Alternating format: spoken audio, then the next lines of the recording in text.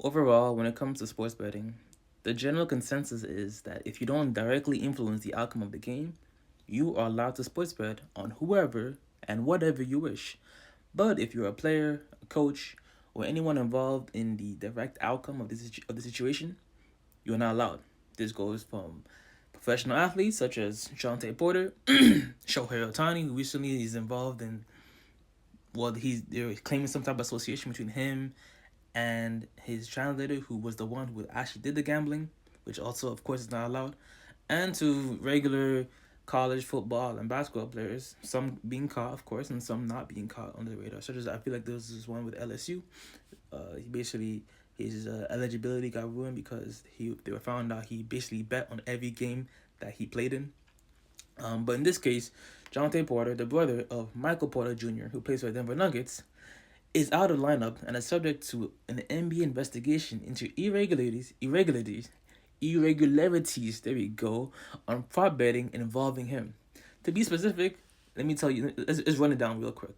According to the article, it says, on March 20th, in a game against the Phoenix Suns, Porter played just 3 minutes before leaving the game due to what the Raptors said was an illness and did not return. Okay?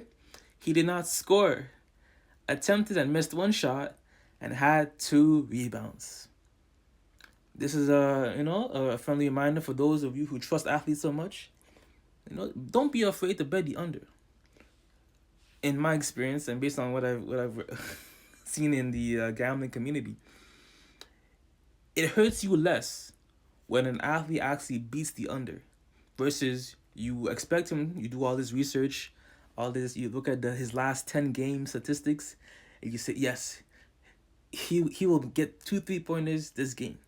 It hurts you. It hurts you more to believe in a player and he disappoints you than for you to not believe in a player and he goes over. You're like, yeah, you're paid to do this. I respect that. Versus you're paid to do this, so why aren't you doing this certain outcome? You know what I'm saying? So do not be afraid to bet unders. Do your research, bet an under, depending on the regularities of the matchup. But we continue. Sportsbook had his over-under set at around 7.5 points and 5.5 rebounds. So, of course, he did not score in that game, and he only got 2 rebounds in that game. So his unders definitely hit. If you bet Jontay Porter unders, you cashed out real nice. The next day, DraftKings Sportsbook reported to its users that Porter's prop bets were the number one moneymaker from the night in the NBA. Interesting dilemma or interesting situation. The article goes on to say, in the game on January 26th against the LA Clippers, there were increased betting interest on the under for Porter props, which for the night was set at 5.5 points, 4.5 rebounds, and 1.5 assists. There was also an over-under for Porter's made 3-pointers, which was 0.5. Relatively, given his minutes, you can more or less pinpoint an over and under there. That night, ironically enough, my own little 2 cents, Porter played just 4 minutes before leaving. And this is the thing. Like in the case with the 49ers versus the Packers or Lions, I think it was the Packers. It was one game involving Deebo Samuels on the 49ers. So typically, if a player plays in a game and he gets injured, the bet does not get voided, right? Some new bettors and people who may be fresh into the whole FanDuel, DraftKings, all these sportsbook, you'll come to find out that your bet does not get voided. If they played in the game, even if it's 1 minute, your bet loses. But the reverse also is accurate. If they played in the game and they don't hit their mark, and you bet the under, you also win. So both sides work. Both sides work. So do not be afraid to bet the unders if that is how you want to roll. And of course, always bet responsibly. The key to betting, if you really want to do it, is do not trust in any single player, team, or situation. All you should do is have a certain number. For example, let's say from negative 101, odds of negative 101 to negative 150. You have a unit. Let's say you put $100 into your FanDuel sports account, right? $100. Between odds of negative 101 and negative 150, the recommended is 1%, but people putting $1, it feels like nothing. So put $5 in, right? So any number that you see between negative 101 and negative 150, anything past negative 150 isn't really worth it. It's trash odds. But between negative 101 and negative 150, you only put $5. Okay? Only $5.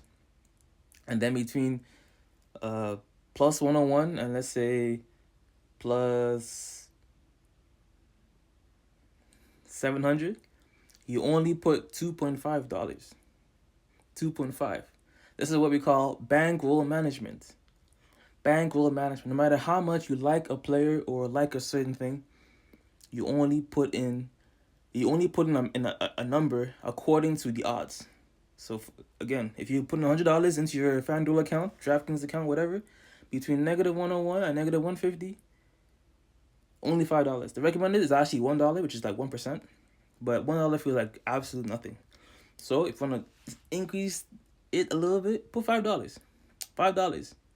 And then between plus 101 and let's say plus, I think I said plus 700, put 2.5. And anything above 750 in odds, plus 750 in odds, put 1.25. So 1 unit is $5. Half a unit is $2.5. And 2.5 unit, 0.25 unit is 1.25.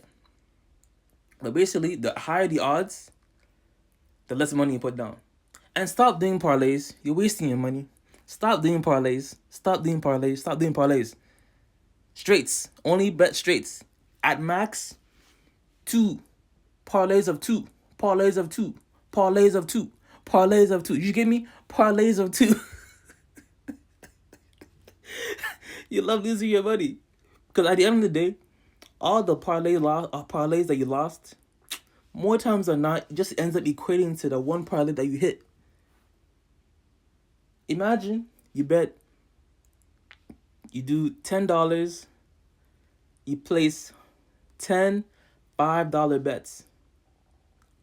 No, you say you do the full thing. You place 20 $5 bets. That's your whole amount, right? And only 15 of those win. 15 times 5, what's that?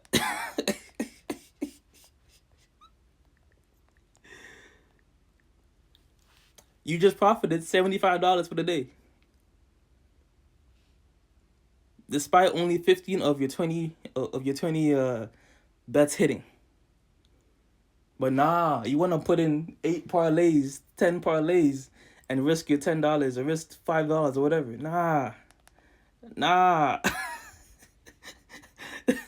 The amount of stories I've read online during my research of gambling addiction, the amount of people that talk about, oh, I almost lost $1,000 by 1 point or half a point. Bruh, it's because you're adding too many legs. Too many legs. Max 2 legs. I challenge you. For the next week, only do straights and 2-leg parlays. But anyways, as I was saying, that night, Porter played just 4 minutes before leaving the game due to what the Raptors said was a re-aggravation of an eye injury he suffered 4 days early in the game against the Memphis Grizzlies. He did not score in the game against the Clippers, had 3 rebounds and 1 assist, and did not attempt a 3, meaning the unders hit on all the props. Coincidence? Maybe. Who knows? Continuation. The next day, as part of a daily report to users on the betting results, DraftKings Sportsbook reported that the under on Porter 3-pointers was the biggest money winner for bettors of any NBA player props from games that evening. Porter played 19 minutes 2 days later and scored 12 points with 7 rebounds and 3 assists. You have to balance it out a little bit. It's not a funny situation. Again, everyone, please